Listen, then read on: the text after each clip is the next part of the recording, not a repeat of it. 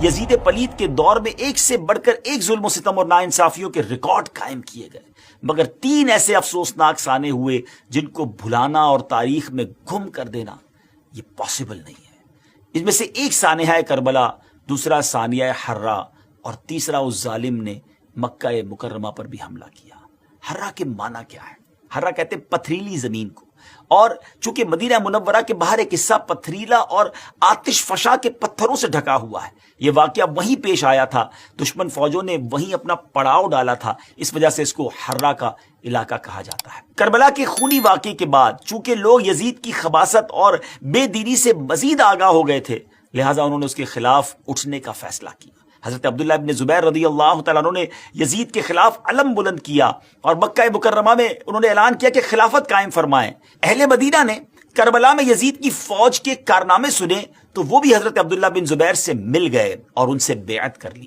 اس بات کی خبر مروان نے یزید کو بھجوائی اور یزید نے یہ خبر سن کر مسلم بن عقبہ کو 12,000 کا لشکر دے کر روانہ کیا اور اس سے کہا کہ پہلے انہیں 3 دن کی مہلت دینا اور اگر پھر بھی یہ بیعت نہ کرے تو پھر جنگ کرنا، اور جب غاصب ہو جاؤ، جب غالب ہو جاؤ تو پھر چند دن کے لیے لشکر کے لیے مباح کر دینا۔ یہ کتنی ظلم والی بات تھی۔ مباح کر دینے کا مقصد یہ ہوتا ہے کہ پھر لشکر کے حوالے کر دینا اہل مدینہ کا، وہ جو چاہیں کریں، جس کا مال لوٹیں، جس کی بے عزتی کرنا ہو، استغفر اللہ۔ اور پھر ان ظالموں نے جو کچھ کیا تو مسلم بن عقبہ نے لشکر مدینہ منورہ لے کر پہنچا، جنگ کا اعلان کر دیا۔ اس خونخوار کمانڈر یعنی مسلم بن عقبہ نے مدینے کا محاصرہ کر کے مدینے کے لوگوں سے جنگ شروع کر دی۔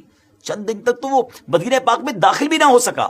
اب اس ظالم نے دھوکہ اور فریب شروع کیا اور کسی اور طریقے سے مدینے میں داخل ہوئے اور مدینہ پاک میں لوگوں کا خون بہانا شروع کر دیا۔ ایک سپاہی ایک عورت کے گھر میں داخل ہوا، اس عورت کا ایک چھوٹا سا دودھ پیتا بچہ تھا، شیر خوار بچہ تھا۔ سپاہی نے اس سے مال و دولت کے بارے میں پوچھا۔ عورت نے کہا کہ مال تو جتنا تھا تمہارے سپاہی لوٹ کر لے گئے۔ اب اس ظالم نے کیا کیا، جب مال نہ ملا تو اس چھوٹے سے بچے کو اٹھا کر دیوار پر مارا، اور دیوار پر اس طرح مارا کہ اس چھوٹے سے بچے کا دماغ جو ہے، مغز جو ہے وہ باہر آ گیا۔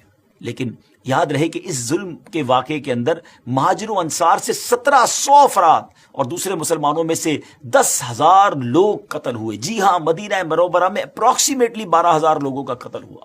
لشکر والوں نے مدینے کے لوگوں کے اس طرح سر کاٹے جیسے کسائی بھیڑ بکری کا سر کاٹتا ہے۔ مسلم بن عقبہ جب مدینہ پر مسلط ہو گیا تو اس نے مدینے کے لوگوں سے یزید کے غلام کی حیثیت سے بیعت لی تھی تاکہ ان کے بال اور ان کی اولاد یزید کے اختیار میں آ جائے، اور جس طرح وہ چاہے اس میں تصرف کرے، اور اگر وہ منع کرتے تو ان کو قتل کر دیا جاتا۔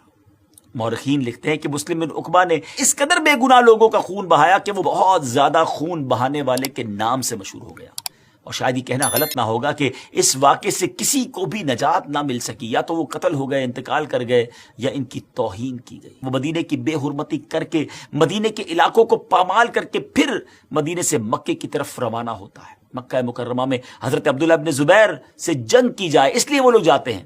ابھی یہ راستے میں تھا کہ مسلم بن عقبہ کا ٹائم پورا ہو گیا، اس کو موت نے پکڑ لیا۔ مسلم بن عقبہ کے مرنے کے بعد جب یزیدی فوج وہاں سے روانہ ہوئی تو وہ عورت، جس عورت کے بچے کے ساتھ اس ظالم نے ایسا کیا تھا، وہ اس کی قبر پر آئی اور اپنے غلاموں کے ساتھ جب قبر کھدوائی تو اس نے دیکھا کہ اس ظالم کی لاش کے ساتھ سانپ لپٹا ہوا ہے۔ ایسے لوگوں کا انجام پھر ایسا ہی ہوتا ہے۔ نہ یزید کی وہ جفا رہی، نہ شمر کا ظلم و ستم رہا، جو رہا تو نام حسین کا، جسے یاد رکھتی ہے کربلا۔ ناظرین، ظالم کا انجام برا ہی ہوتا ہے۔